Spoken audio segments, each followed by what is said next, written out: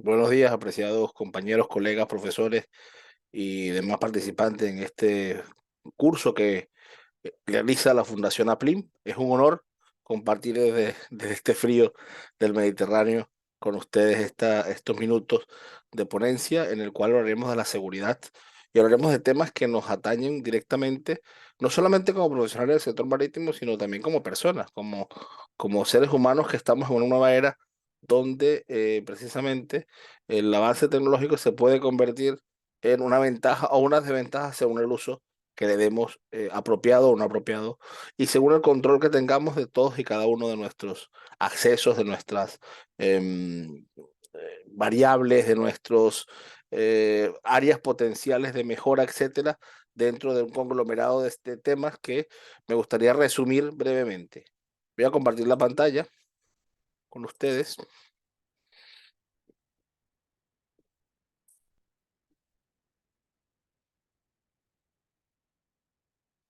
Ya está la pantalla completa. Como les comentaba, mi nombre es Jesús Martínez Marín.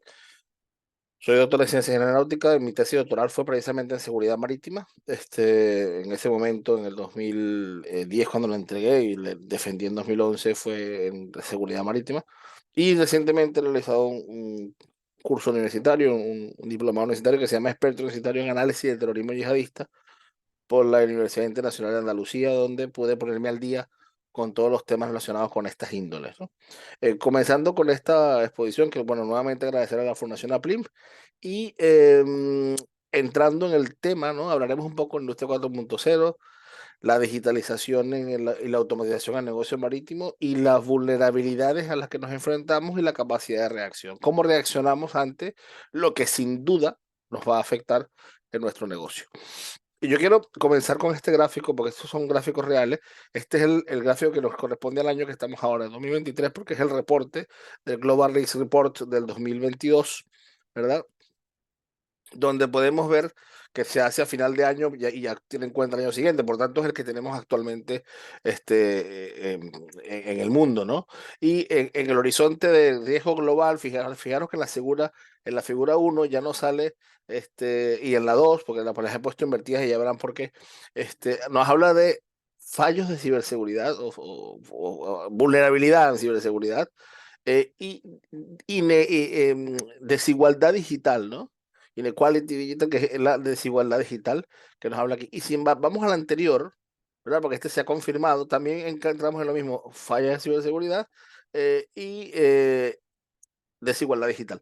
Por encima de muchos otros riesgos. Fijaros que está por encima incluso del stocks de alimentación y commodity, de el daño ambiental al ser humano, etcétera. O sea, y si vamos a los plazos, por eso lo pongo antes, en los plazos inmediatos, entre 0 y 2 años tenemos, entre 2 a 5 años, perdón, tenemos este tipo de riesgo, con lo cual es un riesgo bastante cercano, un riesgo evidente. No estamos hablando de, por ejemplo, volvemos al punto, ¿no? Otro fallo de ciberseguridad después de 5 años, o sea, se repite en el tiempo y se va a repetir también de 5 a 10 años. Con lo cual estamos ante un escenario en el que la ciberseguridad y la desigualdad digital marcará bastante nuestra historia. El tema de la desigualdad digital, si quiero compartir una reflexión. Durante la pandemia, nosotros los profesores, igual seguramente a ustedes les pasó muy parecido, nos dimos cuenta que los estudiantes que tenían capacidad de conectarse a una red podían seguir las clases desde casa. Los que no, lamentablemente, se quedaban fuera del sistema. Nosotros tuvimos que habilitar aulas para ese tipo de estudiantes, ¿no? Aulas donde ellos podían venir y hacer sus clases desde el salón de clases, viéndolo como si fuese una pantalla de cine, porque no tenían el dinero para comprarse una computadora, ni contábamos con los medios inmediatos para cubrir una demanda como esta en una pandemia inesperada, ¿no? Y esto nos deja una reflexión también hacia dónde vamos. La parte del mundo que no tiene ordenador, que no tiene computador, ¿cómo va a quedar a nivel de educación? La brecha va a ser cada vez mayor entre esos dos mundos que tienden a separarse para el perjuicio del que menos tiene. Son reflexiones que nos quedan y que quizás hemos de trabajar también en esa igualdad digital, ¿no? Y ya no solo la igualdad en otros derechos, como se ha ido consiguiendo en todos los derechos, incluso algunos inesperados, sino en el derecho de la igualdad digital también, ¿no? Ya conocen ustedes esa evolución de Industria 4.0, donde basamos en la mecanización a la electricidad, la segunda, la tercera, la informática, y estamos entrando en la cuarta. Somos protagonistas de la cuarta. Digitalización, Internet de las cosas. Ahí entramos en esa era de los algoritmos, donde los algoritmos a través de la experiencia y de la cantidad de datos que las máquinas almacenan, el machine learning, son capaces de aprender y tomar decisiones por sí mismos. Eso le llamamos inteligencia artificial, ¿no? Y con todo esto entramos en un entorno en el que no es tangible, un entorno intangible donde son esos números informáticos los que dirigen todo nuestro trabajo, ¿no? Para nosotros los logísticos y para nosotros los marítimos representa innovación. Cada día más, vemos procesos cada vez más innovadores que vienen muchos de nuestros alumnos, de nuestros estudiantes, con un pensamiento mucho más técnico que el nuestro, porque han nacido, son nativos digitales, si bien es cierto que no saben usar la tecnología, una cosa que no tiene que lamentablemente no tiene que ver con la otra. Son nativos digitales para ver WhatsApp y TikTok, pero en muchos casos no le pidas que intentemos realizar un algoritmo tan simple en uno de esos teléfonos porque serían incapaces de hacerlo. O incluso de hacer una búsqueda profunda de documentación que en una página académica porque no saben qué hacerlo con el móvil, ¿no? Entonces, son los pros y los contras de esta era. Y luego entramos en procesos mucho más sofisticados y mucho más simples para el cliente. Dejan de haber intermediarios por el caso del blockchain, que aquí le llamamos blockchipping para nuestra industria, y al dejar de haber intermediarios, probablemente habrá una reconfiguración de muchos de los actores de nuestra industria, ¿no? La reconfiguración, por ejemplo, el freight forwarder, el transitario, ¿qué va a hacer? ¿Cómo lo va a hacer? Quizá va a ser un operador logístico más global, se reconvierte en algo más global. ¿Son necesarias las consignatarias o no? Las navieras ya las van a asumir de todo como están haciendo a nivel mundial, porque si no hay intermediarios y ya con blockchain podemos transaccionar hasta el último nivel, ¿qué queda de nuestras transacciones más cercanas que hacíamos antes, ¿no? Que era el entregar una documentación a mano que ya no va a existir. Entonces, todos estos procesos sofisticados nos llevarán a una mejor calidad, mucha mejor calidad la cadena logística que le ofrecemos al cliente, ¿no? Hay una palabra clave en todo esto que es la necesidad. La pandemia nos cambió la vida. La pandemia, fijaros que todos los escenarios que ponemos, ya hoy en día hablamos de post-pandemic escenario, ¿no? Por eso, fijaros que la nueva necesidad sale en casi todos los anuncios, en casi todos los requerimientos que se hacen incluso en prensa, donde la digitalización se convierte en algo y pasa a ser incluso de necesario a obligatorio, ¿no? O sea, es necesario ya disponer de espacios ciberfísicos, de que un robot apoye cierta parte de la cadena, y no solo hablo de robots físicos, sino también de robots desde el más simple RPA que tenemos dentro de nuestro ordenador haciendo la parte mecánica de nuestro trabajo, hasta, por supuesto, mecanismos sofisticados de capacitación y de ayuda al operario, ¿no? Hay dos palabras claves en esta era que seguramente las han escuchado mucho. Una es la digitalización para pasar a esa era 4.0 y la otra es la descarbonización. Es decir, vamos a ir prescindiendo de los combustibles fósiles.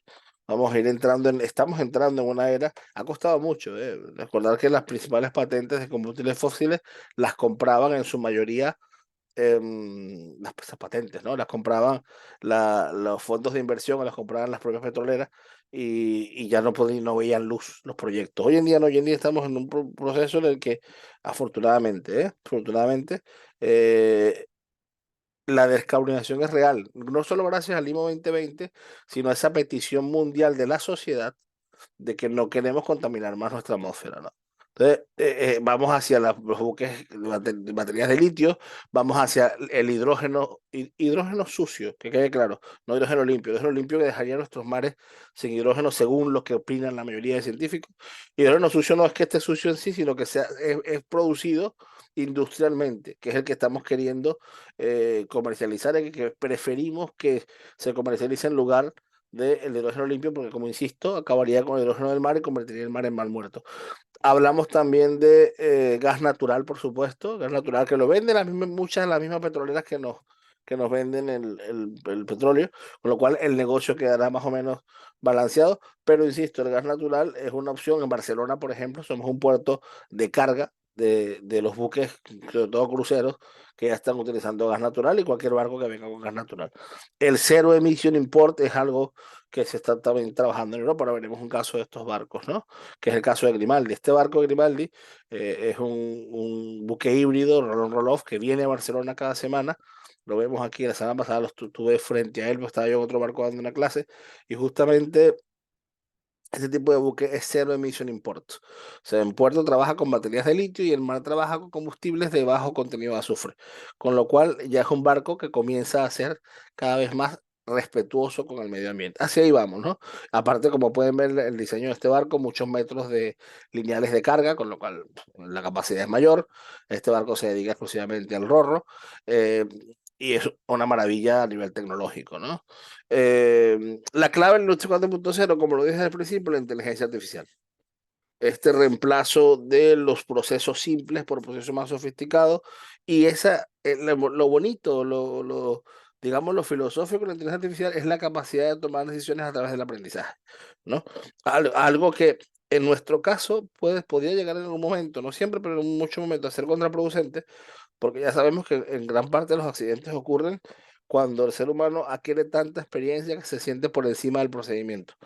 Entonces deja de cumplir una normativa de seguridad para entrar en hacer las cosas porque según las cree que se puede hacer de una manera que no es correcta. Esa curva del aprendizaje que entramos en el competente inconsciente que se llamaba, y cometíamos los errores. Con la inteligencia artificial esto no pasa porque el algoritmo aprende y programa automáticamente, sin tener en cuenta el factor humano de descartar lo que no le interesa, ¿no? Es un factor interesante, es un cambio que nos viene seguramente, barcos no solamente sostenible, sino que también en muchos casos con el mínimo de tripulación. Es cierto que no todos los tipos de buques van a ser buques no tripulados. Es imposible que lo sean. Adelanto este tema. Es imposible que sean buques no tripulados todos los tipos de buques. Claro, ¿y por qué les digo que es imposible? Sencillamente porque hay buques que requerirán la atención humana de cualquier forma, ¿no? Según el tipo de carga. Los portacontenedores probablemente serán los primeros que migren al tipo de buques que no necesitan casi personal, se trincan en puertos, van de puerto a puerto, se destrincan otra vez en puerto, se descargan, con lo cual, pero un buque como los cruceros quizás se mantenga una tripulación así sea autónomo, en buques, por ejemplo, también como los tipos, según qué tipo de petrolero, por la cantidad de cambios de presiones de la carga, sobre todo los quimiqueros, por ejemplo, o los gaseros, pues habrá que tener tripulaciones. Ya veremos cómo el escenario nos describe ese cambio, ¿no? Bueno, vemos también, esto hablaba de placas solares con velas, vemos los proyectos de SkyCell también y estos proyectos de vela en buques de pasaje, que volvemos a la propulsión eólica, ¿no? Después que le habíamos dejado atrás con la máquina de combustión interna, pues entramos a la propulsión eólica. Pero estamos claros de que nuestro futuro tal vez son estos centros de control de buque a distancia, con todo lo que conlleva, y ahora explicaré a qué me refiero con esto. Estos centros de control de buque seguramente los futuros pilotos de la Marina Mercante, oficiales de la Marina Mercante, estarán en esos centros de control, no tendrán que ir a esos barcos, porque de hecho tal vez no hay espacio humano en los barcos, ¿no? Esto, por supuesto, conlleva a que ese control remoto y esa nube de información que se genera tenga alguna vulnerabilidad o algún agujero por donde pueda entrar algún ciberdelincuente y tomar control de nuestro buque o de nuestra carga, ¿no? Ya existe, para los que pueden pensar que el bloqueo autónomo le falta mucho tiempo, ya existe este proyecto de Yara, Birkeland se llama, ahí lo ven, que es cero emisión, como bien lo ven en la foto de arriba que están las chicas y en la foto de abajo también lo señalo. Este barco ya existe, este barco ya está, ya puede navegar, ¿vale? Ya navega en Noruega. La empresa Yara fue la primera que se adelantó y elaboró un buque portacontenedores que está allí, ahí lo ven, en este caso un buque, ven que no es de muchas loras, un buque que puede tranquilamente servir en un servicio de cabotaje, pero este buque ya está preparado y puede navegar autónomamente, sin ningún ser humano a bordo. ¿Ok? Es el primero del mundo que ya navega, que ya está patentado, que ya ha hecho pruebas de navegación entre varios países. No tiene, por supuesto, la autorización mundial para hacer un buque de línea todavía, porque la OMI y la IMO no ha sacado los nuevos reglamentación para ese tipo de buques. Están en ello, pero no se ha sacado por completo una normativa que permita que esto ocurra sin tripulación. Con lo cual, si se dan cuenta, en este buque no hay ni espacio para la tripulación, no hay puente de mando, todo es abierto, ¿no? Los buques de arriba que también vemos son muy parecidos, ¿no? En realidad, uno de ellos parece un submarino. Arriba son placas solares la mayoría de ellos, y estos son, uno vemos el superior, la parte superior de esquina, vemos un barco de minerales, un bull carrier, y en el otro vemos un barco rolón roll-off, que también la idea es que sea un barco autónomo y sin ningún tipo de tripulación, ¿no? Para eso un submarino. Luego, la tecnología ha entrado en todos nuestros procesos vitales, ¿no? Lo vemos en el reparto a domicilio, lo vemos también en el ensamblaje y incluso en la consolidación de los elementos que compramos con la electrónica, lo vemos en los propios, en la organización de los almacenes y envíos. Lo vemos hasta incluso en muchos sitios de comida nuestros, donde estamos, ya gracias a la pandemia se han puesto mucho en práctica mecanismos de no contacto, de cero contacto entre cliente y camarero, cliente y proveedor, y nos damos cuenta de que sin duda estamos en una era de sensorización, toma de decisiones, y es la combinación de algoritmos de alta tecnología y personas trabajando para un mismo sistema, ¿no? Fijaros que no se deja de trabajar con personas, sino que a su vez se sigue trabajando eh, con seres humanos dentro del sistema informático, un sistema tan sofisticado como este. Hay un caso interesante que es el caso de Amazon, que el incidente de robots más grave que ha tenido en sus almacenes fue por culpa de una mantequilla de palomitas de maíz, ¿no? Eh, por eso fijaron la importancia del ser humano, o sea, el que pudo resolver esto fueron seres humanos que entraron, pararon el sistema y mandaron a hacer la limpieza, y se realizó la limpieza y los robots pudieron continuar funcionando. ¿Qué pasaba con estos almacenes? Que el algoritmo no tiene la base para que el suelo esté resbaladizo, por ejemplo, ¿no? Son cosas que se van aprendiendo, pero que fijaros qué fácil es también que funcione mal, ¿no? Vemos también arriba un camión de conducción autónoma de cisterna de combustible, y abajo hay un ejemplo con unos círculos amarillos en unos vehículos. Pueden ver allí tranquilamente cómo la interconexión entre vehículos se convierte en algo fundamental para lograr la total autonomía del transporte. O sea, ¿podemos tener ya vehículos autónomos? Sí, sí se puede. ¿Son 100% efectivos? No. ¿Por qué? En su mayoría porque la imprudencia de un conductor humano puede no piensa igual que un algoritmo, y esas maniobras de última hora que el algoritmo no prevé que el ser humano va a realizar, porque no aviso tampoco al otro vehículo que voy a realizar, generó un accidente en la vía, ¿vale? Pensar que cuando un coche autónomo, un carro autónomo, va en una autopista y va a tomar una decisión, ya por el algoritmo ya informa a todos los carros que están en la zona de hacia dónde va a girar, con lo cual todo el sistema automovilístico sabe que ese carro en la siguiente salida va a salir a la derecha y va a ir a otro destino. Con lo cual todos, por supuesto, estarán preparados para esa maniobra y no habrá ningún tipo de accidente. Eso con el ser humano es impredecible, es imposible. Pero con que se le olvidó, estaba pensando en sus cosas, sale a última hora, tira el volantazo y rompe 10 coches autónomos con la gente dentro, ¿no? Y hay un accidente terrible. Entonces, por eso no podemos tenerlo todavía. Hay una teoría de que en unos años ilegalizarán el conducir. Seguramente comenzarán en Europa, como siempre, pero comenzarán a ilegalizar el que conduzcamos. Tenemos que ir en el coche sentados, bueno, trabajando o durmiendo, lo que nos dé la gana. Eso probablemente, no sé si lo veamos, pero probablemente pase. En la otra imagen ven una furgoneta de reparto, un coche de última milla, camioncito pequeño de última milla, autónomo totalmente. Ven que no tiene cabina de conductor, todo es mercancía y es versátil. Se puede desmontar la parte superior y se convertiría para carga abierta, ¿no? Para carga de maquinaria, árboles, etcétera. Es una de las cosas que tenemos. ¿Qué nos dejó el COVID-19? Dependencia de tecnología absoluta, dependemos más cada día más de la tecnología. Nos dejó también el incremento del comercio online. La gente cada día, por ejemplo, en Europa, la compra online se convirtió en el día a día cuando era cosa de cuatro frikis, cuatro personas que nos gustaba la informática, compramos. Ahora muchísimas personas aumentaron con la compra online. Muchas más tiendas también de proximidad suben productos a la plataforma de internet, a las diferentes plataformas de venta, canales de distribución, para que les compren por allí, porque la gente casi no va a las tiendas, ¿no? Claro, esto nos trae por un lado la necesidad de conocer más aplicaciones. Nosotros cada día somos más tecnificados. Esto hace que haya más personal calificado en toda la parte logística de esas empresas.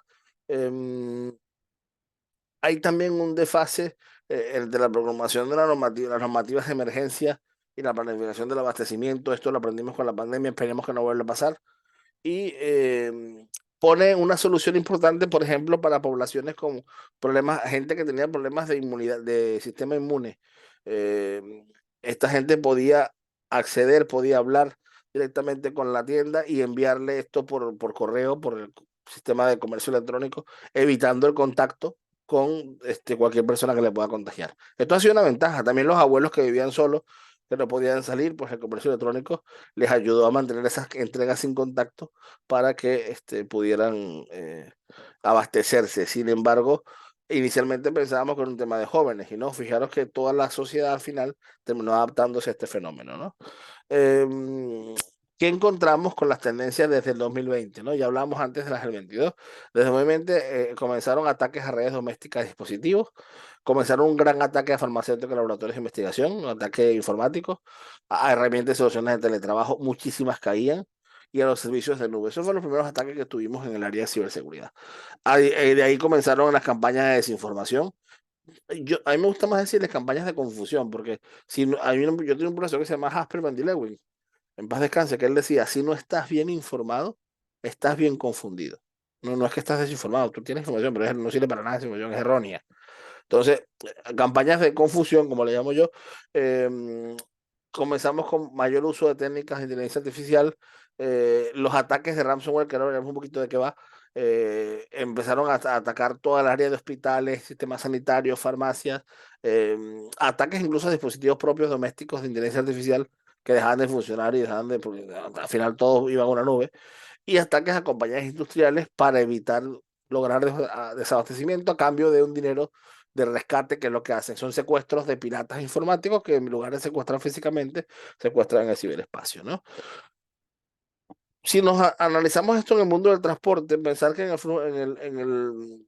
el flujo de transporte, en los flujos del transporte contamos con cuatro flujos en realidad, de los cuales los tres importantes son flujo de vehículos, flujo de carga y flujo de información, ¿vale? Antiguamente el flujo de vehículos, el flujo de información y el flujo de carga iban paralelos siempre, la corriente de carga. Y por supuesto, detrás de todo esto, y que no lo nombro aquí, pero que existe con la información, es el flujo económico, ¿vale? Y podemos disgregarlo en la información también, porque va por transacción telemática, lo cual no hace falta ponerlo en ningún sitio. Eh, con la era 4.0, fijaros que por una flecha más larga, el flujo de información va por delante de la corriente de carga. Si yo manipulo este flujo de información, porque lo hago a través de un ciberataque, yo ya contamino todo el resto de información, tanto de vehículos como de carga, y puedo hacer cualquier tropelía, cualquier estropicio que yo quiera hacer en la cadena logística. Y yo creo que hasta aquí me he explicado, claro, con los riesgos que tenemos, ¿no? Eh, con esto sumamos la entrada en la era 5G, donde entra el nuevo concepto de PricewaterhouseCoopers que nos dice que existe la logística dinámica, un concepto donde la colaboración ya es parte del sistema, con lo cual ahora vamos a ser dinámicos, y donde se nos pide que manejemos una gestión del riesgo, una palabra nueva que entra en nuestro sector, que estaba en otros sectores ya muy potentes, y que para nosotros riesgo era un riesgo de piratería física, o un riesgo en la parte safety, de la parte de salud del SOLAS, pero ahora hablamos de un riesgo ciberfísico que nos afecta mucho más. Nuevos prototipos de transporte en todos los modelos, vemos aviones de la tecnología que no sabemos, las patentes son impresionantes, si buscan un día patentes de nuevos aviones, podemos impresionarnos porque hay unos prototipos que si algún día llegan a darse, pues serán una maravilla. Este avión de cuatro hélices, por ejemplo, recorre el Atlántico en media hora. Entonces, no sabemos si eso llegará a ser, pero las patentes existen, ¿no? Ya están científicamente elaborados, lo que pasa es que no cuentan, son muy caros en muchos casos. La tecnología todavía es cara y para amortizarlo serían muchos años, ¿no? Los espacios nuevos, el Airbus Zero Emission que tienen ya por proyectado, es una belleza de avión que supuestamente sí lo vamos a ver en unos 10 15 años.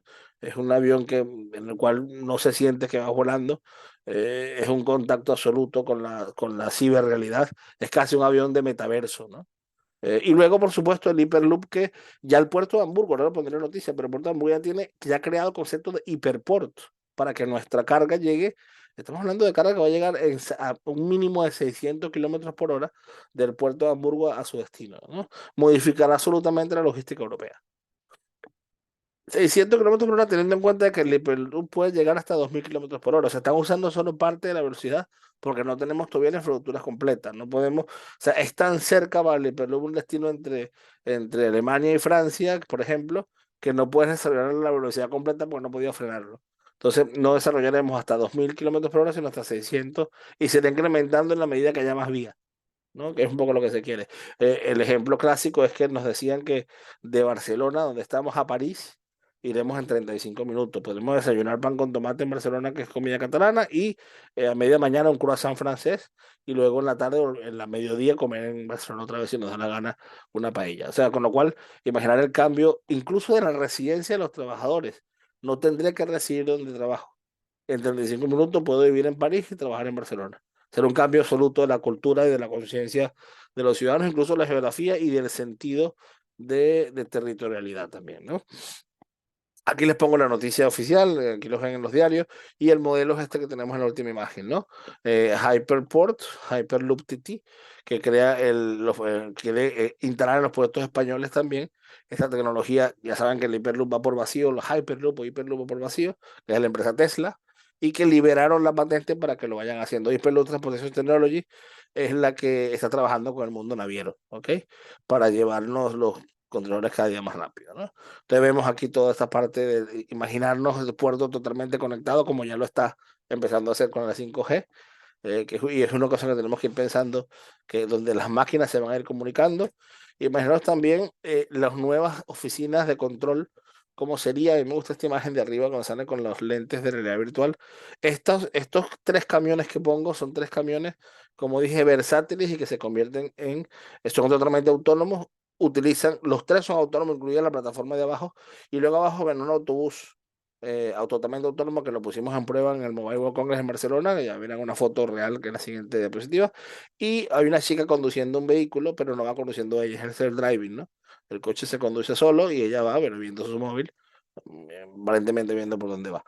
Aquí vemos en el medio de la imagen de todos y en la de abajo son fotos que saqué yo mismo. Las tres de abajo las saqué yo mismo. Son imágenes de los prototipos que trajeron a Barcelona para el Mobile World Congress y que hay uno de ellos que está trabajando permanentemente en el puerto de Barcelona que recoge pasajeros, trabajadores del puerto y los va llevando por las terminales. Con todo esto, ¿qué pregunta nos viene? ¿No? Hay una frase del padre de la ciberseguridad, que es el doctor James Spafford, que dice que el único sistema seguro es el que está apagado, desconectado, enterrado en un refugio de concreto, rodeado de gas venenoso y custodiado por guardianes bien pagados y muy bien armados. Aún así, yo no me apostaría la vida por él. Si lo dice el padre de la ciberseguridad, ¿qué podemos decir nosotros? ¿No? O sea, no hay sistema seguro. Sistema que tenemos que asegurar de que los ataques nos afecten lo menos posible, ¿no? Los ataques, la mayoría de tipos de ataques los tenemos más o menos en este momento. Están compuestos de algunas técnicas, algunos son el malware, el ransomware, los gusanos, el virus troyano, denegación de servicio o DOS, el rootkit, el pricing, que es uno, el pricing, perdón, que es uno que cae muchísima gente, el spyware, el adware. Entonces, todos buscan lo mismo, secuestrar o acceder a tu información, tus datos son su tesoro y luego cobrarte por recuperarlos o utilizarlos para robar, extorsionar a otras personas como son tus proveedores o clientes. Los ciberdelitos más comunes, y en cualquiera de estos tipos lo conseguimos, suplantación de identidad de sitios web. Tú entras a una web y ya no es la web, está suplantada, o una identidad de alguien para hacer transacciones con tus clientes y proveedores. Robo de información, que es datos personales, te la robo entera. E incluso te puedo decir, yo tengo todos los datos de los sueldos de toda tu empresa, tengo secuestrado tu sistema de recursos humanos a través, por ejemplo, de un ransomware o a través de un phishing que alguien entró y le dio clic a aquello y entregó todos los datos de su empresa y te los voy a dar a cambio si me pagas tantos monedas, criptomonedas o tantos millones de dólares o miles de dólares en tal cuenta bancaria, ¿no? Entonces puedo hacer de las dos maneras. Y aquí viene el problema de las empresas que tienen que pagar por recuperar sus datos porque no les dan acceso, secuestran al sistema, el informático, la empresa no puede entrar. Y luego está el hurto a través de canales informáticos, que es como la mayor parte de personas caen. El freezing es uno de los más usados, es uno donde nos envían un correo, parece real, Ellos tiran una red de pescar y nos cae a nosotros. Nosotros hacemos, entramos en esa red y cuando entramos ponemos nuestros datos creyendo que es la página del banco de verdad y estamos dando nuestros datos a ellos para que nos roben, ¿no? En 25 minutos nos han vaciado la cuenta. Y está en otro sitio donde no podemos recuperarlo. Y como saben que el seguro del banco cubre estas cosas en muchos casos, entonces el robo se mantiene constante porque nunca les van a juzgar, ¿no? Que es el problema que tenemos en la inmunidad en este sector. En los ciberataques más comunes, bueno, tenemos lo que decía antes, ¿no? Pero uno de los más conocidos, el ransomware, disemina un malware enfocado a extorsionar a las empresas y los individuos, ¿no? Niega el acceso al usuario a su computadora a menos que se pague un rescate. Este es el que más hemos tenido en el sector marítimo. Ahora veremos cuántas empresas han caído en esto, ¿no? Hay un incidente del WannaCry, afectó a más de 300.000 equipos y comprometió la seguridad de la empresa de más de 150 países. O sea, imaginar el efecto de un ataque de estos, que es donde vamos a trabajar en adelante, ¿no? Y vemos que incluso en la prensa todo lo que es la Unión Europea obligará a las empresas a contar con escudos ciberataques, la ciberseguridad, nuevas obligaciones para las empresas, hasta el estamento oficial, las instituciones públicas intenta que nos protejamos. ¿Cuáles son las líneas de tiempo de los ciberataques? Voy rápido porque sé que tengo poco tiempo, perdonadme, pero la información es ingente y no me gustaría que quedase nada por decir. Intento ser lo más rápido posible. Hablamos de reconocimiento del objetivo, preparación del objetivo, transmisión del ataque, detonación del ataque, donde ya alguien ha hecho el clic que queríamos que hiciera, se instala dentro del ordenador del individuo, se hace comando y control, toma el comando y el control de todos sus datos, y luego las acciones sobre el objetivo, que son la parte de extorsión, ¿vale? Donde lamentablemente la mayoría de empresas caen. ¿Vale? En cómo nos afectarían los buques, ¿vale? Nos afectaría el sistema de comunicación del buque, navegación en control del buque, sistema de control de acceso a un buque, suministro eléctrico, redes abiertas para pasajeros, manipulación de carga, por ejemplo, pueden desviarnos una mercancía, pueden cambiarnos los destinos, pueden secuestrarnos una carga para que no sepamos a dónde va, sistema de servicio a tripulantes y pasajeros, sistema de posicionamiento del buque, importante, nos cambian el sitio donde estamos porque manipulan incluso nuestras coordenadas de GPS, control de acceso a los procesos documentales de la naviera, nos secuestra la documentación de carga de todos los contenedores en caso de control o de toda la mercancía que llevemos a bordo, con lo cual no podemos hacer transacciones con ningún puerto. Y ya la IMO lanzó una directiva, una resolución, la MSC 428, que señala que todo sistema de gestión de seguridad aprobado debería tener en cuenta la gestión de riesgo cibernético de conformidad con los objetivos y prescripciones funcionales del código ISM. Es decir, ya en el ISM estamos involucrando también los riesgos de ciberseguridad a los cuales estamos sometidos en la industria marítima. Ante esto, ¿qué hacemos? O sea, el escenario es el que es, la era es la que es. ¿Qué hacemos ante todo esto, no? Que las empresas comienzan a hacer su propia, y cada empresa lo va haciendo, dando un ejemplo impresionante, que hace su propia estrategia de seguridad cibernética, ¿no? Y que tiene varios pies, el ambiente de seguridad permite, detiene las amenazas, encuentras y contiene rápidamente los problemas, controlas a quien entra en la red, simplifica la segmentación de la red para que no haya agujeros y protege a los usuarios estén donde estén, por ejemplo, ¿no? Y luego cumple con todo con toda esta gran infografía que me gusta mucho, que nos dice conformidad legal, política de seguridad, gestión de activos, entre otros, seguridad física del entorno, seguridad de las operaciones, criptografía. Pensar que yo puedo tener un gran sistema de ciberseguridad, pero si no protejo físicamente mi oficina, puede entrar cualquier persona y sentarse en una computadora y escribir lo que quiera. Por suerte de que tenemos, desde que tenemos el PBIP o tenemos el ISPS o tenemos el OEA en muchos puertos, que es o el CTPAT para países Estados Unidos, tenemos mucho control de acceso a las oficinas, pero si no lo hay, nada de lo que estamos haciendo tiene sentido, porque con que entre alguien y entre una computadora y meta cualquier cosa allí, pues ya tenemos igual de vulnerables, ¿no? Hay otro riesgo que no lo he nombrado antes, pero no quiero que esto pase desapercibido en esta presentación, es el riesgo del adoctrinamiento que tenemos en la sociedad. Por un lado, hay un riesgo grave de secuestro de datos, información, incluso de buques, ¿no? Ahora explicaré un caso. Hay un caso de un buque que venía una prueba de un buque autónomo que venía de Marsella a Marbella y ese barco, cibernéticamente, sin darse cuenta, el cliente lo seguía viendo en la ruta correcta, pero el barco lo habían duplicado, el que él veía era un testigo falso, un buque falso, y su buque estaba en otro destino. ¿vale? Luego, más adelante me gustaría en otra sesión, si lo hacemos en el futuro, le explicaré más detalles. Pero este caso fue real y recuperaron el barco a través del FBI con ayuda de Estados Unidos para entrar en una casa de alguien que estaba haciendo un juego cibernético y en el juego apareció el barco por un error de la nube, apareció el barco en su juego y él lo apartó de la ruta porque pensó que era un jugador más, no sabía que era un barco real. Imaginar la vulnerabilidad que teníamos en ese momento, esto ha cambiado, pero es un ejemplo de lo que tenemos, ¿no? Este es un caso que nos preocupa, el adoctrinamiento que tenemos a través de redes y a través de espacios ciberdigitales, ¿no? O sea, ya sabemos y espero que todos los que estemos aquí estemos seguros de eso que cuando metemos una información en cualquier buscador, especialmente los buscadores actuales, no nombraré ninguno particular, Google es uno de ellos, en Bing, en Google, que busquemos, cuando buscamos un buscador, 3 veces una noticia o 2 veces, con un sesgo, con una de mis preferencias políticas o ideológicas, automáticamente las próximas 50 que me van a dar tienen que ver con la tendencia que busqué. Con lo cual solo voy a ver noticias que confirmen mi sesgo mental. No voy a ver nada de lo que piense otra persona diferente a mí. No voy a ver ninguna opinión alterna. No voy a ver nada que permita por lo menos decir, oye, mira, que esto no siempre es así. No, me voy a reafirmar 100% mi error, si tengo un error, ¿vale? Y aparte me van a vender lo que quieran a través de que, ya lo saben, si veo en internet un producto, toda la publicidad que me va a llegar va a ser de ese producto durante 4 días. De hecho, hoy en día se dice que a la primera persona en enterarse que en una familia van a ser un niño, que una familia tiene una persona embarazada, una señora embarazada, es Amazon, ¿no?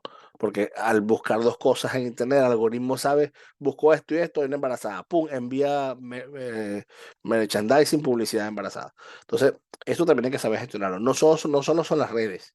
Hay gente que dice, no, es que no tengo redes sociales, tenemos tarjeta de débito. La tarjeta de débito, cuando hacemos una compra, damos hábitos de consumo. Yo sé qué persona, qué consume. Cada uno de los productos de la lista de compras se transmiten en esa información que estamos comprando. Compra en tal sitio, consume tal, tiene piel atópica, compra jabón para piel atópica. Utiliza tal champú porque quiere tener el pelo de tal manera. O sea, todo esto lo sabemos en el sistema, que esos datos se venden, esos datos son muy costosos. Eso es lo que hoy en día el comercio de datos dice que es más costoso que el petróleo, ¿no? Y pensar en situarnos un segundo con todo ese sistema de manipulación creado a nuestro alrededor, eh, este sistema mental que tenemos organizado en la cabeza. La cabeza tiene un sistema de funcionamiento. El primero es, podemos llegar a tener alrededor de 60.000 pensamientos al día. Gran parte de ellos negativos, con lo cual si yo ya tengo un pensamiento negativo, busco algo en contra que él, termino siendo una persona que está todo el día enfadado con el gobierno, con la institución, con el director de la empresa, con el profesor, porque el sistema me permite que me retroalimente esa rabia dentro de lo que estoy haciendo, ¿no? Por eso hay mucho frustración cada día en aumento en la sociedad también. Nuestro cerebro toma de forma autónoma más de 35.000 decisiones al día y no nos pregunta. Las tiene que tomar porque si no, no estaríamos vivos, ¿no? Decisiones incluso biológicas, me refiero. Somos conscientes solo del 10% de las decisiones, que son las que hacemos conscientemente, y nuestro cerebro para poder gestionar esto más fácil creó lo que se llaman los sesgos cognitivos, ¿no? Que pueden buscarlo, los sesgos cognitivos, una interpretación genérica de algo que puede ser que no tenga nada que ver, ¿no? Influye en nuestro estado emocional, en cómo nos sentimos y en nuestro comportamiento. Esto es importante decirlo, ¿no? Y ese sesgo, hay un famoso de Dunning-Kruger que recomiendo investigar, que es el sesgo de que mientras menos sé, creo que más sé, y mientras más sé, creo que menos sé. O sea, es algo que deberíamos investigarlo porque a los docentes nos pasa en muchos casos, ¿no? Números ya acabando, números, datos recientes, ¿no? En España se producen unos 40.000 ataques cibernéticos al día. En el año 21, que fue el año después de la pandemia, que supuestamente estábamos comenzando la normalidad, incremento fue de un 125%, con respecto al 2020, que ya estábamos mal por la pandemia encerrados. Hay cada vez más ataques de ransomware y tienen más o menos los rescates, el mayor de los rescates solicitados es 50 millones de dólares. ¿Vale? Las estafas tienen incrementado un 6.000%. Entre las empresas afectadas, mirar las que están, de Phone House, MediaMarkt, Globo, Amazon, Netflix, PayPal, de New York. En el mundo marítimo en Barcelona, todas las grandes han pasado por ataques. APM, Hutchison, todas estas grandes han pasado por ataques cibernéticos que algo les han afectado a su operativa. Y son ataques de este tipo también. ¿Vale? Entonces entramos en una área de nuevos conceptos, la ciberresiliencia, la ciberdelincuencia, la ciberdiplomacia incluso, que es esos acuerdos entre países para poder lograr una ciberseguridad y la ciberdefensa. Ya no solamente hablamos de la defensa física, sino también de la ciberdefensa. Para terminar, la pregunta no es si nos atacarán o no, sino cuándo seremos atacados. Esa es la pregunta que tenemos que tener siempre presente en el sistema marítimo. Los datos son el nuevo valor más preciado de una organización. O sea, los datos son lo más sagrado y lo más que hay que cuidar ahora. Son, valen mucho dinero. Es muy importante establecer código de buenas prácticas. Importantísimo que todo colaborador de la organización tenga código de buenas prácticas aplicado. Cualquier error de práctica de acceso, de dejar el acceso abierto en un determinado punto, de abrir un dispositivo que no está autorizado con el acceso que no corresponde y tengamos infectado un móvil, por ejemplo, ya hace que todo el trabajo que ha hecho la empresa se vaya al traste. La prevención y la formación son lo más importante de todo. Formar y prevenir. Es imperativo tener una férrea política de protección de datos. Nosotros tenemos la ley orgánica de protección de datos en España que nos ayuda muchísimo. Es un deber contar con pólizas de seguras especializadas en este tipo de ataques, que sean especializadas, que permiten recuperar en muchos casos con especialistas informáticos, que hay que le llama hacker también, pero son especialistas informáticos que recuperan los datos que nos han robado o desencriptan esos datos y en otros casos pagar los seguros de todo lo que nos ha pasado o el dinero que hemos perdido en este tipo de ataques, ¿no? Y debemos asumir que la seguridad absoluta no existe, ¿no? Siempre habrán personas dedicadas a encontrar los agujeros. Nosotros tenemos que ir cada día aprendiendo, adaptándonos y mejorando nuestro sistema, ¿no? Es un trabajo diario, ya no solo el futuro, sino el presente. Tendremos mejores servicios a cambio de un nuevo tipo de seguridad. Muchas gracias por la atención. Espero que haya sido de utilidad esta breve charla y espero que alguno de ustedes pueda venir a visitarnos aquí a Mataró, en Barcelona, en el próximo mes de octubre. Un saludo para todos. Que estén muy bien y gracias de nuevo a Plin por la invitación.